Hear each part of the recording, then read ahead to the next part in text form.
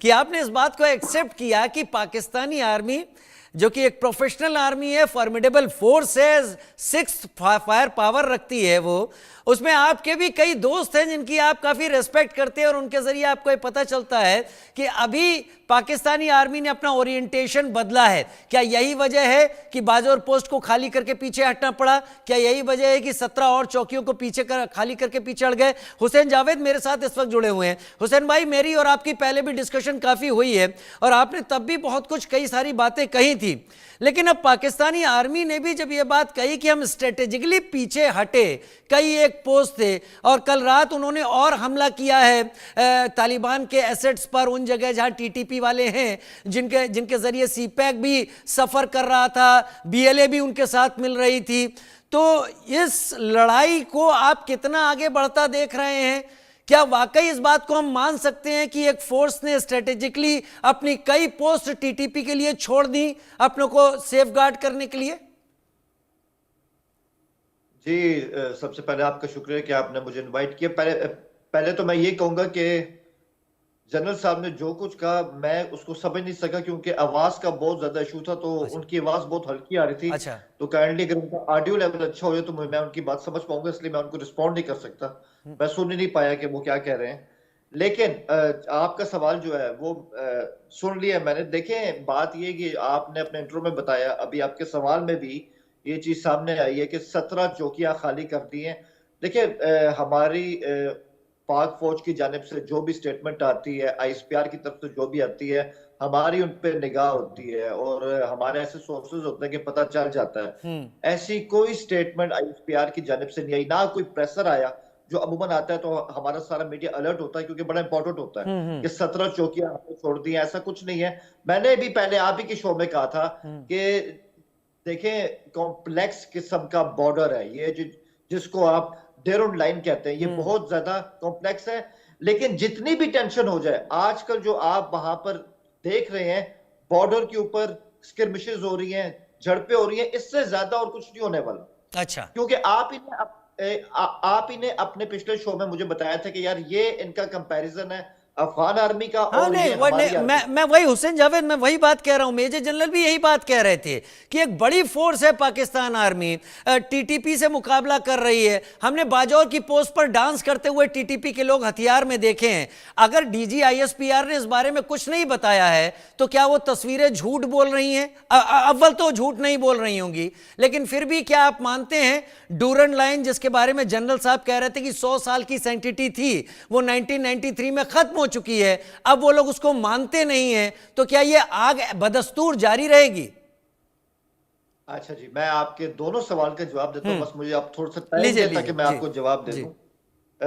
General साहब ने जो कहा डेरोन लाइन के हवाले से, उसकी हिस्ट्री के हवाले से, मैं उससे बिल्कुल इत्तेफाक करता हूँ, क्योंकि हम सबको पता है ये मामला जॉइंट इंडिया ने तय नहीं किया था। उस टाइम यहाँ पे ब्रिटिश सरकार थी और 1893 में ये वाला एग्रीमेंट हुआ था कि एक बफर जोन होना चाहिए इंडिया और रूस के बीच में। उस वक्त की बात है, ठीक है। और 1993 में ये खत्म भी हो गया। लेकिन 47 के बाद जब दोनों देश अलग हो गए, आजादी मिल गई, अफगानिस्तान ने उस टाइम भी क्लेम किया 50s के अंदर, 60s के अंदर के यार ये हम इस सरहद को नहीं मानते, लेकिन आलमी सतह पर उनको कोई पजीराई नहीं मिली। इवन ब्रिटेन ने भी उनके खिलाफ दिया बयान कि ये सरहद मौजूद है, आप इसको, आपका क्लेम इस पे बिल्कुल बेमानी है। और वैसे भी अब ये हमारे लिए इंटरनेशनल बॉर्डर है, इस पे बाढ़ हमने लगा दी है और बहुत ज्यादा सेक्रीफाइसेस है, तो ये क्लेम उनके हैं, ये काबुल तक ही है। इसका हमारे यहाँ कोई, इसको कोई संजीदगी से यहाँ पर लेता नहीं है। दूसरी बात, आपका सेकंड सवाल से जरा रिपीट करते हैं। नहीं, मेरा सवाल यह था कि क्या अगर वो पश्तून इलाके को मानते हैं, उन्होंने अपना मैप भी एक तैयार कर रखा है, क्या ये आग बदस्तूर जारी रहेगी? क्योंकि बाजौर की जिस पोस्ट के हम तस्वीरें देख रहे हैं वो मैंने भी नहीं बनाई हैं, शायद आपने भी नहीं बनाई होंगी, ये इंटरनेशनल एजेंसीज के सोर्सेज से आ रही हैं जिसमें वो नाच रहे हैं। खैर, मैं इस सवाल को आपको आगे रखूंगा, लेकिन पीएम शहबाज शरीफ ने क्या कहा है हालिया डिस्टर्बेंसेस के बाद, वो भी सुना दूं। पहले उन्होंने कहा है कि तालिबान को कुचले बिना हम आगे नहीं बढ़ सकते। उन्होंने कहा कि तालिबान से निपटने के लिए मुल्क के, देश के सभी सुरक्षा स्टेक होल्डर्स और राजनीतिक जो पावर है उनके साथ आने की अपील की है। मुआशी इस्तेहकाम जुड़ा हुआ है सियासी इस्तेहकाम के साथ। मुआशी इस्तेहकाम होगा तो ऑटोमेटिकली मुल्क में सियासी इस्तेहकाम होगा। पिछले 9.5 महीने में बैरूनी और अंदरूनी खिलफशार का सामना करना पड़ा। Security has become a challenge today. इसका सर कुचले बगैर हम अपना आगे नहीं बढ़ सकते। तारा चनार में जो कुछ हुआ इंतहाई अफसोसनाक हुआ। ये नहीं होना चाहिए। ये साल पाकिस्तान तरक्की और खुशहाली में बहुत मुमिद व माविन साबित होगा। पाकिस्तान की जो बैरूनी तरसीलात हैं उनमें पिछले 5 माह में 34% इजाफा हुआ है। स्टॉक एक्सचेंज तारीख के सबसे ऊंची सतह पे है। हमारे चावल की एक्सपोर्ट्स जो हैं वो उसने हमें तकरीबन $4 अरब हमारे कौमी खजाने में जमा कराए। चीनी की एक्सपोर्ट के जरिए भी तकरीबन $500 बिलियन पाकिस्तान के खजाने में आया या आ रहा है। ये चीनी एक्सपोर्ट ना होती अगर स्मगलिंग जारी रहती। अगर हमने ग्रोथ की तरफ आगे जाना है, it has to be export led growth. बिजली की कीमतों में हमें खातर खा कमी करनी है, जिसके ऊपर दिन रात काम हो रहा है।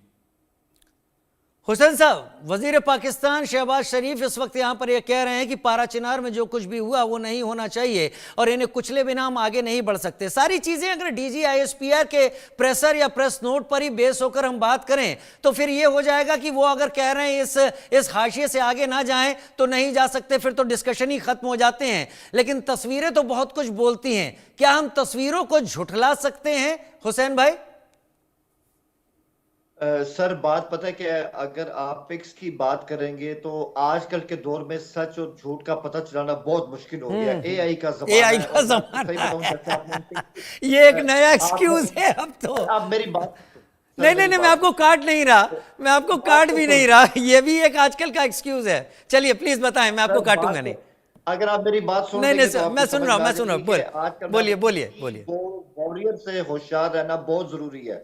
वॉरियर सिर्फ आपको जंग के मैदान में, युद्ध के मैदान में नहीं मिलते हैं। अब जंग की सूरत वो चेंज हो चुकी है, ये आप भी जानते हैं। अगर मैं आपकी ये बात मान भी लूं कि यार चलो ठीक है, उन्होंने हमारी चौकियों पे इस तरह से जश्न मनाया है, सेलिब्रेट किया है, तो फिर मैं उन कीबोर्ड वॉरियर्स का क्या करूं जो हमें कहते हैं, जो हमारे हक में है। और मैं उस खबर को भी नहीं मानता कि पाकिस्तान ने वाह खान कॉरिडोर पे कब्जा कर लिया। नहीं, हाँ, मैंने ये बात भी कही थी कि पाकिस्तान ने 40 चौकियों पर कब्जा किया, ये भी मैंने कोट किया है। एक्सक्यूज मी, आप मुझे असल में बार बार इंटरप्ट कर रहे हैं। मैं अपने टॉपिक से हट जाता हूं तो मेरे ज़हन में आ जाइए, हाँ आ जाइए, आइए इधर उधर आइए।